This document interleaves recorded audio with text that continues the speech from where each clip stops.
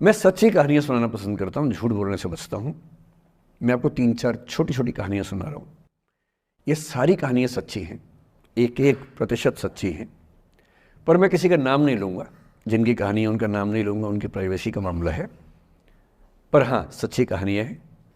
अच्छी बात है कि इन कहानियों के किरदार हम लोग नहीं बने, ईश्वर करे हम कभी ना बने, लेकिन कहानियाँ सच्ची हैं। जब मैं दिल्ली आया था 1990 में, मैं हरियाणा के एक शहर से, भिवानी से दिल्ली आया था पढ़ने के लिए। मेरे ड्रीम कॉलेज में हंसराज भी एक था, पर मेरा संयुक्त से मेरा एडमिशन जाकिर हुसैन में हुआ। मेरे अंक ठीक थे, यहाँ हो सकता था, पर मैं तो नई दिल्ली स्टेशन पे उतरा, बाहर निकला, पता लगा वहीं एक कॉलेज है, वहीं एडमिशन ले लिया मैंने। तो लोगों ने कहा कि यार कैंपस बड़ा अच्छा होता है। मैंने कहा क्या फ़र्क पड़ता है, कॉलेज कॉलेज होता है, छंडो, यही छंडो में सिखाने आया हूँ आप लोगों को। ठीक है, स्टेशन से निकले वहीं कॉलेज है, मैंने घर जाना होगा तो आराम से कॉलेज से निकल जाएंगे, क्या रखा है कैंपस में। पर मेरा एक दोस्त जो मेरे साथ ही आया था उसी शहर से, उसने एडमिशन हंसराज कॉलेज में लिया। मैं और वो स्कूल के डिबेटर्स थे, डिबेटिंग में हम लोग स्कूल टाइम से काफ़ी एक्टिव थे। डीयू में आए तो यहाँ भी एक्टिव रहे। डीयू में मैंने करीब 5 साल डिबेटिंग की और मेरा ख्याल है कि लगभग 300-400 डिबेट्स मैंने जीती होंगी डीयू में, कुछ हरी भी होंगी, लेकिन मैंने खूब डिबेट, वो मेरा दरअसल दाना पानी था, रोजी रोटी मेरी वही थी कॉलेज के दिनों में। घर से पैसे मैं लेता नहीं था, मिलते भी नहीं थे, देना क्या था, ऐसी स्थिति भी नहीं थी उस समय मेरे घर में कि मिल सके। तो डिबेटिंग मेरा रोजगार था, एम्प्लॉयमेंट था, मेरा उससे काम चल जाता था आराम से। उसका भी चल जाता था, वो हंसराज से था, मैं जाकिर हुसैन से था। हम खूब डिबेट्स में मिलते थे। अक्सर ट्रॉफी या तो हम जीते थे या वो जीतता था, कोई भी जीते रूम पे ही आती थी, क्योंकि हम रूममेट्स थे, एक साथ ही रहते थे। वो मुझसे योग्यताओं के मामले में 21 था, बल्कि अगर वो 21 था तो मैं 15 ही रहा हूँगा या 12 रहा हूँगा, 22 या 21 तो नहीं रहा हूँगा, मुझसे बेहतर था योग्यताओं में, बड़ा अच्छा व्यक्ति था। ग्रेजुएशन के बाद मैंने एमए हिंदी साहित्य में एडमिशन लिया, जबकि बीए ऑनर्स हिस्ट्री में किया था मैंने। उसने तय किया कि वो कुछ और करेगा, प्रोफेशनल कोर्स करेगा, नौकरी करेगा, तो वो चला गया दिल्ली से। मैं दिल्ली में रहा।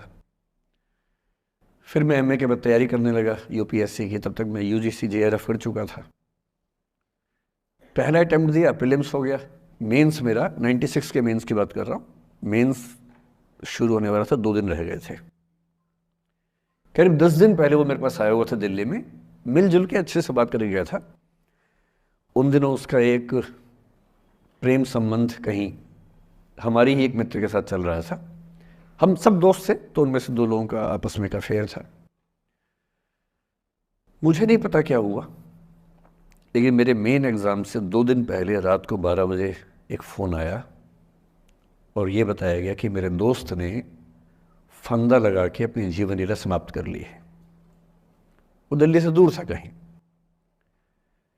और जिस व्यक्ति के बारे में मेरी राय ये थी कि उतना जीवट वाला व्यक्ति कोई हो नहीं सकता, जो ज़िंदगी से हार सकता ही नहीं, जिसके होने से कई लोग हमेशा जीता हुआ महसूस करते हैं, वो चुपचाप एक बंद कमरे में ज़िंदगी से हार गया। मैं आज तक नहीं समझ पाया कि ऐसा कैसे हुआ। बाद में टटोला, उसके पेरेंट्स से बात हुई, भाई से बात हुई, उन्होंने उसकी याद में एक सोशल वर्क शुरू किया ताकि किसी और बच्चे को ऐसा ना करना पड़े। तो जो हल्का हल्का अनुमान हुआ वो है कि शायद कुछ ऐसा था रिलेशनशिप में जो नहीं संभल पाया था, और रिश्ता टूट ना जाए इसका दबाव बहुत ज़्यादा था, और वो दबाव झेल नहीं पाया। इस उम्र में ऐसा फेज़ आता है, कई बार आता है।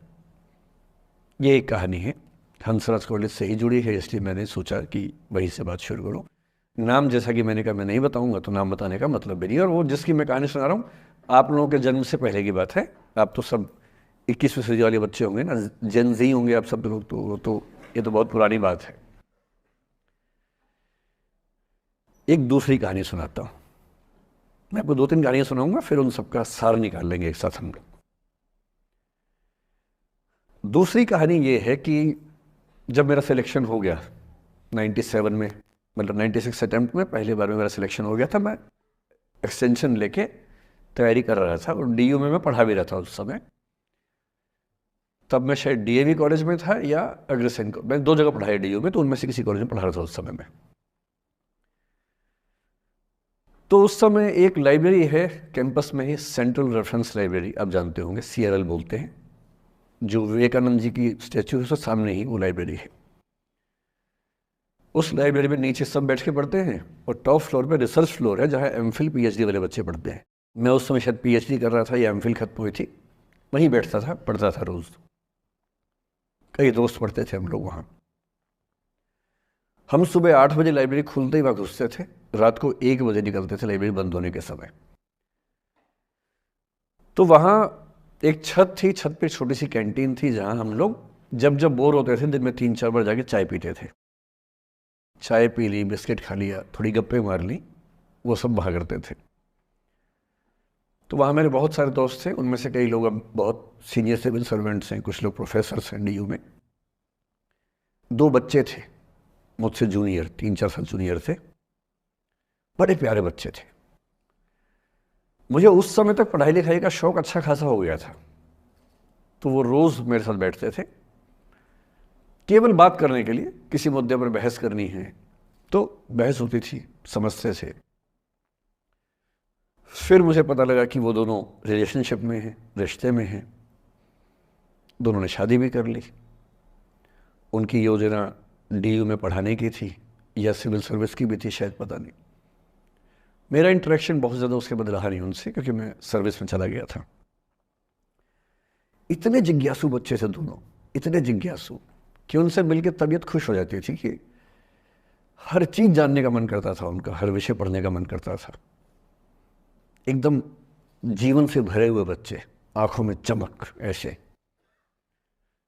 फिर दोनों की शादी हुई तो मैं शादी में जा नहीं पाया, क्योंकि मेरा रिश्ता सिर्फ लाइब्रेरी में 1 घंटा गप मारने वाला था, उससे ज़्यादा था नहीं रिश्ता उनके साथ। फिर सुनता रहता था कि मैं सब बढ़िया चल रहे, पढ़ाई कर रहे हैं, तैयारी कर रहे हैं। इंटरकास्ट मैरिज की उन लोगों ने, खूब हंगामा हुआ, दोनों घर में तलवारें खिंच गई, किसी तरह से तलवारें संभाली गई, मैनेज हुआ, दोनों साथ रहने लगे। और फिर 3-4 साल के बाद एक दिन मैंने खबर सुनी कि उस बच्ची ने फंदा लगा के जीवन लीला समाप्त कर ली। ये बात भी दिल्ली विश्वविद्यालय की है, उस दौर के सब लोग इस कहानी को जानते हैं। मेरे ख्याल से ये दोनों कहानियाँ आपकी प्रिंसिपल मैडम जानती होंगी, नहीं ध्यान कर पाएंगे तो मैं उनको जैसे नाम बोलूँगा अकेले में वो तुरंत समझ जाएंगे मैं किसकी बात कर रहा हूँ। मैं आज तक नहीं समझ पाया कि ऐसा क्या हुआ होगा। तो बाद में अनुमान जो हुआ वो ये, इंटरकास्ट मैरिज, परिवार का दबाव, समाज का दबाव, आपस के दबाव, टॉक्सिक रिलेशनशिप, अंत में उस दबाव को न झेल पाना और जीवन समाप्त कर देना, ये हुआ। ये 2 घटनाएं हैं। एक तीसरी घटना ये है कि दिल्ली में आज से 25 साल पहले घटना घटी। आप लोग तब बस पैदा हुए होंगे, घुटनों में चल रहे होंगे, या उससे 5-7 साल पहले की बात रही होगी। ये घटना दिल्ली के सब सीनियर लोग जानते हैं, जिनकी उम्र 35-40 साल है वो सब जानते हैं इस घटना को। मोबाइल फ़ोन में वीडियो नया नया आया था उस समय, अब तो आपके हर फ़ोन में वीडियो है, अब तो सामने भी है, ताकि आप वैसा वाला मुंह बना के सेल्फी खिंचवा सके। पाउट बोलते हैं ना, मैं उसको देसी भाषा में सूअर जैसा मुंह बोलता हूँ, और वैसा ही बनता भी है, क्यूट क्यूट सा सूअर जैसा मुंह बना के लोग सेल्फी खिंचवाते हैं, उसको बोलते हैं पाउट। तब तो कैमरा फ़ोन में पहली बार आया था, तब लोग अभ्यस्त नहीं थे। अब जैसे आप लोग कितने अभ्यस्त होंगे, हम भी होने लग गए अब तो। अब हम किसी से बात करते हैं तो हम ये एज्यूम करके चलते हैं कि उसने फ़ोन में कुछ ना कुछ ऑन कर रखा होगा, या तो आवाज़ रिकॉर्ड करेगा या वीडियो बनाएगा। तुम कितने केयरफुल होकर बोलते हैं, कितने कॉन्शियस रहते हैं। और सर्विलांस सोसाइटी की सबसे बुरी बात यह है कि हम हमेशा चौकन्ने रहते हैं, हम सहज हो ही नहीं पाते। सहज रूप से 2 लोग बात कर लें, हो ही नहीं पाता। तो मैं तो अपने ऑफिस में कई बार ऐसा करता हूँ, जब हम 3-4 लोग बैठते हैं इनफॉर्मल बातचीत के लिए, हम सब अपना अपना फ़ोन कमरे के बाहर छोड़ के आ जाते हैं, फिर 2 घंटे बात करते हैं, इस भय से मुक्त होके कि कहीं कोई रिकॉर्ड तो नहीं कर रहा। ये हालत है आज की। उस ज़माने में तो फ़ोन थे। मोबाइल फ़ोन आया था भारत में लगभग 1995 के आसपास पहली बार। बड़ा महंगा था, 16 रुपये प्रति मिनट इनकमिंग, 16 रुपये प्रति मिनट आउटगोइंग, ये रेट से उस समय। और फ़ोन वो थे जिनसे आप कील भी ठोक सकते हैं, वैसे वाले फ़ोन थे, बटन वाले फ़ोन थे। नोकिया एक कंपनी थी, उसके फ़ोन हुआ करते थे। उसके 4-5 साल के बाद क्या हुआ, पहली बार किसी कंपनी ने फ़ोन में कैमरा लगा दिया। ये बात उस समय के लोग नहीं समझते थे। जब भी नई तकनीक आती है उसको समझने में टाइम लगता है। जो पहले समझते हैं फ़ायदा उठा लेते हैं, जो थोड़ा लेट समझते हैं वो उसका नुकसान उठाते हैं। उस समय दिल्ली के एक प्रसिद्ध स्कूल में 11वीं-12वीं क्लास के 2 बच्चों में आपस में कोई रिलेशनशिप रही होगी। वो दोनों किसी ऐसी सिचुएशन में थे जो सिचुएशन बहुत ही प्राइवेट किस्म की थी, बहुत निजी किस्म की थी, जिसको पब्लिक नहीं कर सकते। कुछ फिजिकल रिलेशनशिप जैसा मामला था। उस दुष्ट लड़के ने लड़कों के इतिहास को कलंकित, लड़कों का इतिहास वैसे भी कलंकित ज़्यादा है, उसे और कलंकित करते हुए उस पूरे सिचुएशन का वीडियो बना लिया। ऐसे मामलों में दुर्भाग्य है, मैं लड़का हूं इसलिए लड़के पवित्र थोड़ा ना हो जाएंगे। लड़का है, इतिहास कलंकित तो है, उसका वीडियो बना लिया और दुष्टता का चरम स्तर निभाते हुए वो वीडियो अपने एक दोस्त को शेयर कर दिया। ये कहे कि किसी और को दिखाना मत, जैसा कि होता है अफवाहों की दुनिया में। हर अफवाह एक व्यक्ति एक को ही बताता है, ये कहे कि किसी और को मत बताना, और अगला व्यक्ति भी अगले को यही कहे कि बोलता है किसी और को मत बताना।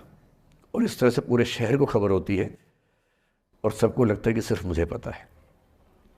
वो वीडियो फैल गया। नए नए फ़ोन आए थे, पर वो फ़ोन कम लोगों के पास थे, कैमरे वाले फ़ोन। तो फ़ोन से कितना फैलता, ज़्यादा नहीं फैला।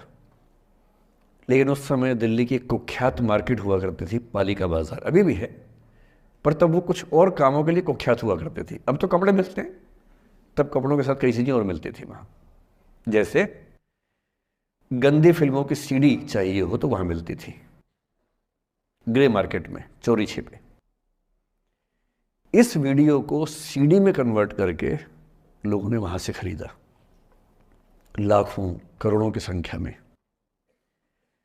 नए नए टेलीविज़न चैनल प्राइवेट आए थे, और प्राइवेट टीवी चैनल को खबरों की भूख इतनी होती है कि वो खबर के लिए जान दे सकता है और जान ले भी सकता है किसी की। 24 घंटे इस खबर पे, इस चीज़ पर खबरें चल रही थी सारे चैनल्स में कि ये वो लड़का है जिसने ऐसा किया, ये वो लड़की है, ये वो स्कूल है, इस स्कूल की प्रिंसिपल से बात करेंगे, इससे बात करेंगे। वो जो बच्ची थी जिसकी इसमें कोई गलती नहीं थी, सिवाय इसके कि वो किसी एक लड़के से प्रेम करती थी, जो कि उस उम्र में बच्चे कर बैठते हैं। इसके लिए बहुत चिल्लपौनी मचानी चाहिए। बच्चों को आप हर बात पे अपराधी नहीं मान सकते। उस बच्चे की गलती सिर्फ इतनी थी कि उसने अपने दोस्त पे भरोसा किया, जो भरोसे के लायक था नहीं। वो नीच किस्म का व्यक्ति था जिसने उस संबंध की गरिमा को समझा नहीं। उस बच्ची के घर के बाहर 24 घंटे न्यूज़ चैनल से कैमरे खड़े रहे। घर से कोई भी निकले 50 कैमरे पीछे, आप बताइए आपकी बेटी कैसी है, आप बताइए आपकी बहन कैसी है। अंत में उस पिता ने अपनी बच्ची को इस देश से बाहर भेज दिया। उसके कुछ दिन बाद की जो खबर टीवी चैनल से नहीं दिखाई, उसके पिता ने आत्महत्या कर ली। ये तीसरा इंसिडेंस है। ये सारी खबरें सच्ची बता रहा हूं मैं, इनमें से एक भी झूठ नहीं है। झूठी कहानियों से मोटिवेशन दिया जा सकता है, मैं जानता हूं, पर जब सच्ची कहानियां हैं तो मैं झूठ क्यों बोलूं? सारी सच्ची कहानियां बता रहा हूं मैं आपको। एक चौथी कहानी जो आप में से कई लोगों की होगी। मेरा एक स्टूडेंट है, सिविल सर्वेंट है, सीनियर लेवल पे है, करीब 40 साल का है। उसने आज तक शादी नहीं की। क्या उसकी शादी करने की इच्छा नहीं थी? पूरी इच्छा थी। फिर क्यों शादी नहीं की? भाई कुछ लोग तो होते हैं कि शादी करनी ही नहीं, कोई मिशन है। योगी जी हैं, मोदी जी है, ठीक है, उनका तो मिशन है। ममता जी है, उनका मिशन है। पर जिसका जीवन में ऐसा कोई मिशन नहीं है और जिसको प्रेम करने का मन भी करता हो, वो तो शादी करता है आमतौर पे। उसने शादी क्यों नहीं की जानते हैं? जब वो 25-26 की उम्र में था, जब वो मेरा विद्यार्थी भी था, एक दिन मेरे पास आके बोला कि सर एक बात करना चाहता हूँ। मुझसे मेरे स्टूडेंट्स ऐसी बातें खूब करते हैं पर्सनली आके, अब तो मैं टाइम कम दे पाता हूँ, पहले तो ये सब होता रहता था क्लास के अलावा। एकदम रोता हुआ आया, आंखों में आंसू भरे हुए बहुत सारे। अरे क्या हो गया भाई? तो फिर उसने किसी का नाम बताया कि सर वो भी मेरी स्टूडेंट थी, कि सर उसके साथ रिलेशनशिप थी, उसने धोखा दिया है मुझे। अच्छा, धोखा देने वाली कहानियाँ मुझे बहुत अपील नहीं करती। मेरा मानना है कि दोनों पक्षों की गलतियाँ होती हैं। आप केवल अपने पर्सपेक्टिव से सोच सोच के धोखा करते रहते हैं, ऐसा थोड़ा ना होता है भाई। कुछ तो मजबूरियाँ रही होंगी, कोई यूं ही बेवफा नहीं होता, कुछ तो वजह होगी ना। आप थोड़ा उसकी वजह, उसका भी तो, उसकी कहानी भी तो सुनिए। और मैं जब जब दोनों कहानियाँ सुनता हूँ मुझे लगता है कि मामला ग्रे है। आप किसी एक पे उंगली उठा ही नहीं सकते कि इसने ऐसा किया। दोनों की गलतियाँ होती हैं, ऐसा थोड़ा ना कि एक की होती है। बहरहाल इन भाई साहब को ऐसा लगा कि धोखा हो गया उनके साथ।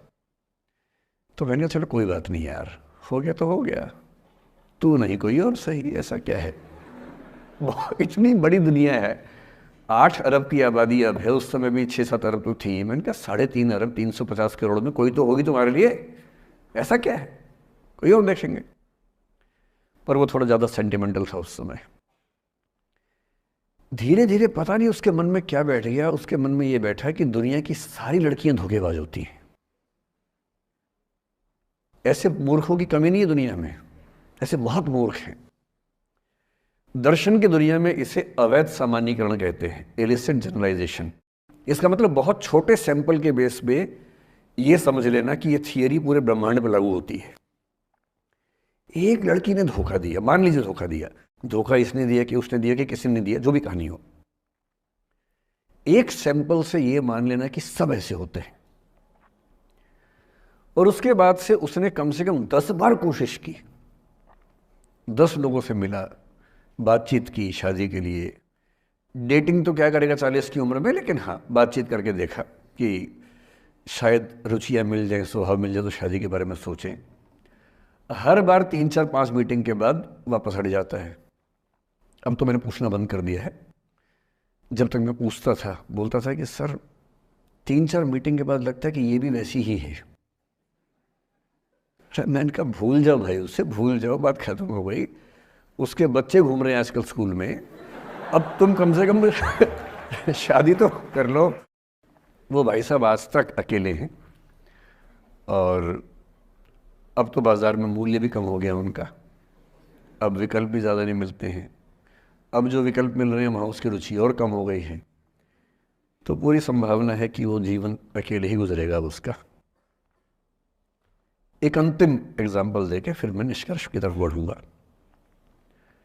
मैं एक आईएएस ऑफिसर को जानता हूँ, 2 आईपीएस को जानता हूँ, बहुत योग्य लोग, देश के सबसे अच्छे संस्थाओं से पढ़े हुए लोग, प्रॉपर आईएएस प्रॉपर आईपीएस में नौकरी करने वाले लोग,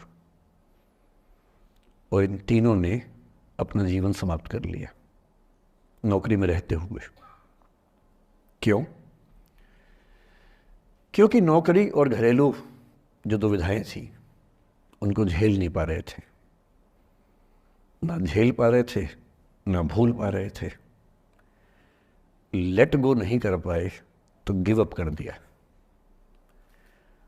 और इसलिए मुझे अक्सर लगता है कि जितनी चीज़ें हम सिखाते हैं बच्चों को, हिस्ट्री, इकोनॉमिक्स, लिटरेचर, वो सब ठीक है, उनका भी महत्व है।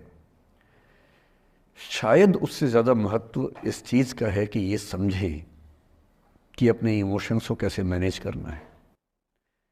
जब जीवन में ऐसा लगे कि सब खत्म हो गया है, जब जीवन में लगे कि बहुत टॉक्सिक किस्म की लाइफ हो गई है, उससे बाहर कैसे निकलें, शायद ये सबसे महत्वपूर्ण लेसन होता है जो हम सबको सीखना चाहिए।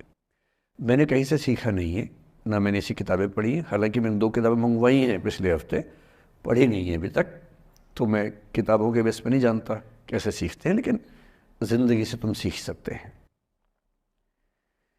इन कहानियों का सबका एक ही सार है, वजह अलग अलग है। एक व्यक्ति ने इसलिए अपना जीवन समाप्त किया कि वो रिश्ता उसके हाथ से छूट रहा था। एक ने इसलिए जीवन समाप्त किया कि रिश्ता बन गया था पर समाज के दबाव, घर के दबाव मैनेज नहीं कर पाए। एक ने ज़िंदगी भर शादी नहीं की सिर्फ इसलिए कि वो पुरानी यादों को भूल नहीं पाया। अरे एक बार गलती हो गई तो हो गई, आगे तो संभावना जीवन में है भाई, क्यों इतना हावी रखने उसी दिमाग के ऊपर। कुछ लोग देश की सबसे अच्छी नौकरी में होकर हर पैमाने पर सफलता की हर कसौटी पर खरा उतरने के बाद जीवन नहीं बचा पाए, क्योंकि दूसरों की नज़र में आप बहुत सफल हो जाए, अपनी नज़र में शून्य हो, तो फिर जीवन कैसे बने, जीवन कैसे बचे। इन सारी कहानियों का मूल भाव एक ही है, अगर आप खुद को हैंडल नहीं कर सकते तो दुनिया को क्या हैंडल करेंगे। दुनिया को हैंडल करने से पहले खुद को हैंडल करना सीखना पड़ता है, और उसका सबसे आसान जो रामबाण उपाय है उसको बोलते हैं द आर्ट ऑफ लेटिंग गो, जाने दो। वो अफसाना जिसे अंजाम तक लाना ना हो मुमकिन, उसे एक खूबसूरत मोड़ देकर छोड़ना अच्छा। साहिर ने लिखा,